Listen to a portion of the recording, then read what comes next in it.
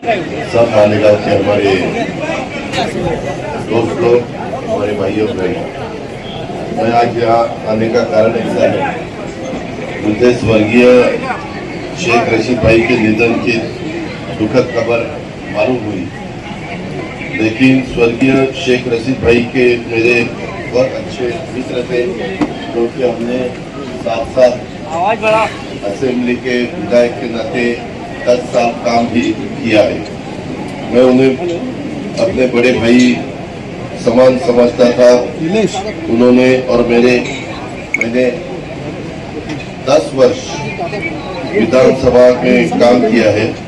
उनके और मेरे परिवार के पारिवारिक संबंध थे। मैं बहुत दफा यहाँ आया हूँ। या आसिफ भाई खुद मेरे यहाँ जब आते हैं तो उनके जो भी काम है वो काम कैसे हम कर सकते हैं, इसकी मेरी पूरी कोशिश रहती है। मेरा आपको यही कहना है, उनके निधन की दुख खबर मुझे मालूम हुई, उस समय मैं उनके परिवार को लोगों को मिलने आने वाला था, लेकिन सियासी कामकाज की वजह से उस समय मैं मालेगांव में आ नहीं सका और इस बात का मुझे अभी बहुत दुख है। इसीलिए मैंने रविंद्र जी को बताया था कि मैं जब नासिक आ जाऊंगा तो हम जरूर आसिफ भाई को मिलने और उनके परिवार को मिलने के लिए जाएंगे। और कल मेरा अचानक प्रोग्राम चेंज हुआ। कल मुझे पूरा दिन कोल्हापुर में अलग अलग प्रोग्राम लेने पड़े। सुनील तटकरे जी, प्रफुल्ल भाई पटेल, ये सब नासिक से, शानवर से, मेरे ख्याल से मालेगांव से धुलिया चले गए।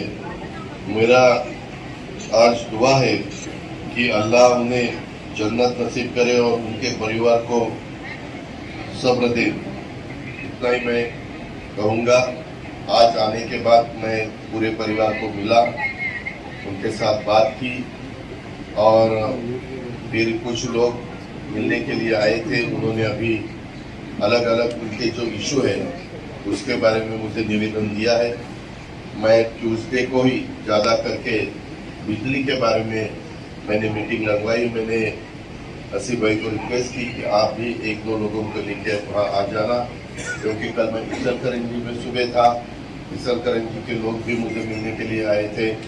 अपना यंत्रमाग हो या कोई भी टेक्सटाइल का काम हो जो ज़्यादा से ज़्यादा इचलकरंजी में चलता है, मालेगांव में चलता है, भिवंडी में चलता है, इसीलिए उनको मदद होनी चाहिए। ये मेरा येवला में भी मैं गया था, तब पैठनी वहाँ बहुत अच्छी तरह से सारी वहाँ तैयार की जाती है। तो येवला, मालेगांव, भिवंडी एंड इचलकरंजी, ऐसे हमारे लोगों को मदद होनी चाहिए। मैं डेप्यूटी चीफ मिनिस्टर के नाते सब में ध्यान देने वाला हूँ और उसमें से रास्ता निकालने वाला हूँ। बाकी के भी अलग अलग इशू है, टीचर्स लोगों के है या बाकी और भी उन्होंने अलग अलग, ये अभी नया बिल आ रहा है पार्लियामेंट में हमारी वक्फ बोर्ड की लैंड के बारे में, तो वो अभी जॉइंट सिलेक्शन कमेटी के सामने वो इशू जाने वाला है। उसमें अपोजिशन वाले, रूलिंग पार्टी वाले, राज्यसभा के, लोकसभा के सभी मेंबर इन्वॉल्व होंगे। मैं राष्ट्रवादी कांग्रेस पार्टी के प्रेसिडेंट के नाते इतना ही आपको कहूँगा, अगर वक्फ बोर्ड के वो बिल में कहीं अपने ऊपर अन्याय हो रहा है, ऐसा कुछ डाला होगा, तो हम उसमें से एनडीए के मेंबर के नाते मैं खुद उनके साथ बात करूंगा। नीतीश कुमार जी है, चंद्रबाबू नायडू है, चिराग पासवान है, खुद अपने महाराष्ट्र की चीफ मिनिस्टर एकनाथ जी शिंदे जी है। हम सब मिलके इसके बारे में चर्चा करेंगे। लेकिन जो भी काम महाराष्ट्र में या दिल्ली में हो रहा है केंद्र में, उसके बारे में कहीं किसी भी जमात के ऊपर अन्याय नहीं होना चाहिए। ये हमारी राष्ट्रवादी कांग्रेस पार्टी की कोशिश रहेगी। हमने अभी जो भी एक पार्टी, जैसे हमने मराठा और ओपन कैटेगरी के लोगों के लिए सारथी निकाला, ओबीसी लोगों के लिए महाज्योति निकाला, बैकवर्ड कास्ट के लिए, शेड्यूल कास्ट के लिए भारती निकाला, मातंग समाज के लिए आरटी निकाला, हमारा आदिवासी लोगों के लिए टारटी निकाला। वैसे बहुत ही खाली चर्चा ही होती थी कि माइनॉरिटी के लिए भी मार्टी निकालना चाहिए, और वही हमने मेरे ख्याल से 10-15 दिन पहले की कैबिनेट में डिसीजन लिया। मौलाना आज़ाद महामंडल को भी भाग भांडवल के रूप में मैंने 1000 करोड़ रुपए की घोषणा की, और जो गारंटी गवर्नमेंट की रहती है, मौलाना आज़ाद महामंडल के लिए गवर्नमेंट की गारंटी 30 करोड़ के लिए थी, लेकिन अभी वो हमने 500 करोड़ रुपए की है। ऐसे बहुत से अच्छे जो भी सुझाव थे, डिमांड थी, ऐसे वो डिमांड पूरी करने की मेरी और हमारी सब साथियों की कोशिश थी, और उसमें हम सक्सेस हो रहे। अभी भी कुछ इशू मुझे काम पे डाले हैं आसिफ भाई ने, उसके बारे में भी मैंने जल्द से जल्द, मैं अभी डिक्लेयर नहीं करूँगा, लेकिन आपको ही पता चलेगा कि ये राष्ट्रवादी कांग्रेस पार्टी ने ये भी काम किया है। ऐसे सेक्युलर विचारधारा लेके हम आगे जाना चाहते हैं, हम सबको मदद करना चाहते हैं।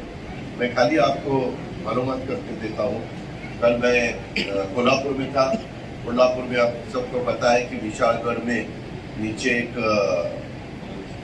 ये है, क्या नाम लगा हुआ, गजापुर या गजापुर, थैंक यू वेरी मच। गजापुर के निष्पाप लोगों के ऊपर अन्याय हुआ था। किसी के स्कूटर जला दी, किसी के कांच तोड़ दी, घर में नुकसान किया। वो पहले ये होने के बाद तुरंत मैं वहाँ गया, वो सब देखा, सबको सपोर्ट किया। सब हमारा एसपी थे, कलेक्टर थे, सीओ थे, सभी ऑफिसर्स लोग थे, और मैंने वो देखने के बाद जिनका नुकसान हुआ है उनका कुछ भी दोष नहीं था, वो सब निष्पाप लोग थे। फिर हमने तुरंत उनके हाथ में पर फैमिली 50-50 हज़ार रुपये दिया। फिर बाद में मेरी और मुस्लिम साहब की बात हुई, वो वहाँ के गार्डियन मिनिस्टर है, तो फिर राष्ट्रवादी कांग्रेस पार्टी की तरफ से सेकंड हफ्ता हमने 50,000 रुपये का दिया, और फिर उनको ऑफिसर्स को मैंने बताया इस सब का पंचनामा करना। पंचनामा करने के बाद हमारे यहाँ प्रस्ताव आया, और कल मेरे ख्याल से ये सभी फैमिलीज को मिलके हमने 1.5 करोड़ रुपए का जो भी उनका नुकसान हुआ है उसके बारे में मदद की। सब चेक लेने के लिए आए थे। ऐसे जब भी कभी किसी भी कम्युनिटी के ऊपर अन्याय हो जाता है, तो हम तो तुरंत वहाँ जाके उनके पीछे खड़े हो जाते हैं, उनको सपोर्ट करते हैं, क्योंकि वीरभद्र छत्रपति शिवाजी महाराज के जमाने से उन्होंने सब लोगों को साथ लेके, जैसे हम मराठी में बोलते हैं 18 पगड जाति 12 बलुतेदार, सभी जाति के वर्गों के लोगों को हम साथ लेके जाना चाहते हैं। ये मेरा वादा है। आज ये सब काम के लिए स्वर्गीय शेख रशीद भाई के निधन के बारे में उनके परिवार को मिलने के लिए आया था। आप भी मिले, इसीलिए मैंने आपके सामने 2 बात रखने की कोशिश की। धन्यवाद। जय हिंद, जय महाराष्ट्र।